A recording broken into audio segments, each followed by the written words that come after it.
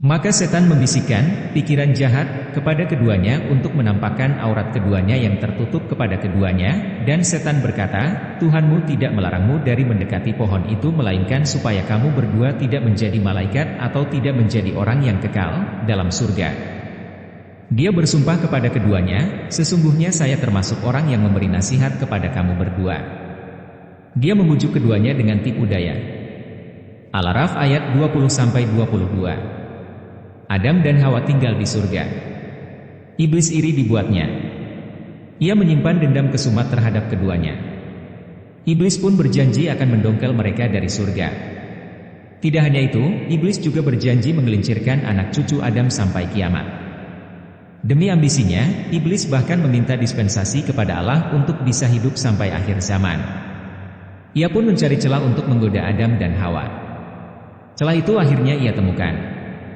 Iblis membujuk keduanya agar mendekati pohon larangan. Pohon yang Allah Subhanahu wa Ta'ala melarang keduanya untuk mendekati dan memakan buahnya. Keduanya tertipu, mereka mendekati dan memakan buahnya.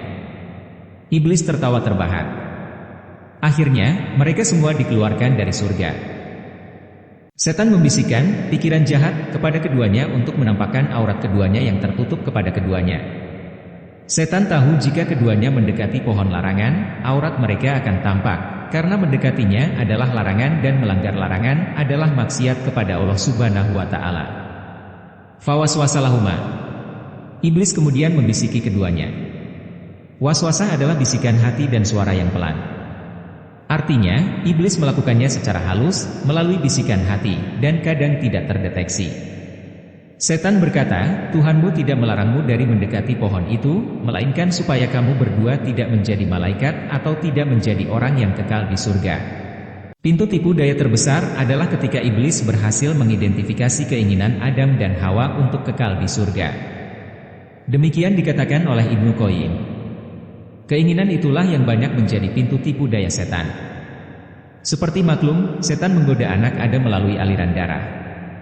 Ia mencapai nafsu manusia dengan merasuk dan menanyainya, termasuk menanyai apa yang disukai dan apa yang tak disukai, apa yang diingini dan apa yang tak diingini.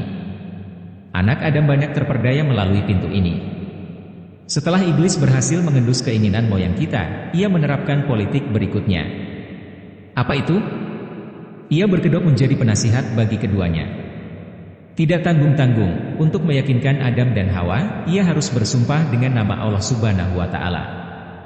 Untaian kalimatnya pun dibuat simpatik, wakasahuma ini lakuma alaminana asihin. Dia bersumpah kepada keduanya, sesungguhnya saya termasuk orang yang memberi nasihat kepada kalian berdua.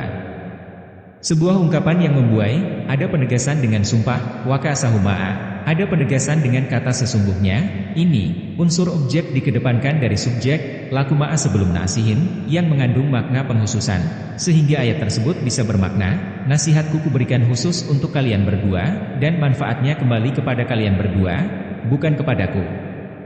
Pekerjaan menasihati juga diungkapkan dengan isim fa'il yang menunjukkan sifat, dan bukan fi'il yang menunjukkan kejadian yang baru terjadi, sehingga ia dapat dimaknai, memberikan nasihat adalah sifat, watak, dan profesiku, bukan hal yang bersifat insiden. Iblis juga menggambarkan dirinya sebagai salah satu dari banyak penasihat, laminana asihin, dengan begitu seolah dia berkata, banyak orang menasihatimu dalam hal ini, sedangkan aku hanya salah seorang dari mereka. Ini serupa dengan ungkapan, semua orang sependapat denganku dalam masalah ini, dan aku hanyalah salah seorang yang menyuruhmu berbuat begitu. Singkatnya, iblis menggunakan politik meyakinkan, membesarkan hati, dan memberikan solusi untuk sebuah tindakan membohongi, menipu, dan memperdaya. Untuk meyakinkan, ia tampil sebagai pemberi nasihat atau konsultan profesional, yang pendapatnya diklaim mewakili pendapat kebanyakan. Bahkan, untuk menipu Adam dan Hawa, iblis perlu menjuluki pohon larangan dengan pohon kekekalan, seperti dalam firman Allah Subhanahu wa Ta'ala, setan berkata, wahai Adam, maukah kutunjukkan kepadamu pohon kekekalan, syajaratul huldi, dan kerajaan yang tidak akan binasa?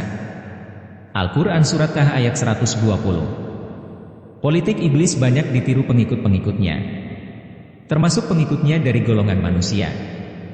Ada politik, penghalusan, semacam di atas. Kemungkaran banyak dijuluki dengan nama cantik. Judi dinamakan adu ketangkasan.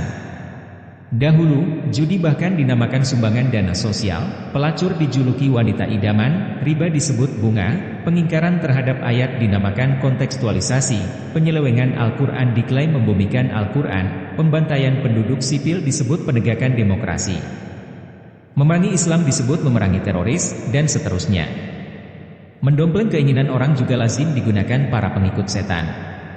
Jika mereka bermaksud mempengaruhi orang, agar maksud jahatnya terwujud, mereka memulai menyinggung keinginan, kemauan, dan kebutuhan orang yang dipengaruhi, seperti keinginan Adam dan Hawa untuk kekal di surga.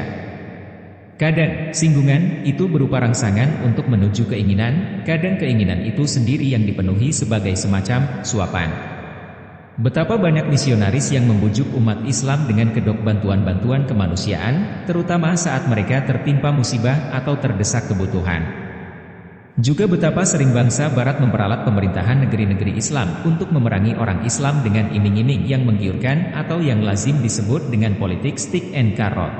Sebagaimana iblis berkedok menjadi penasihat profesional, para pengikutnya di era modern juga demikian.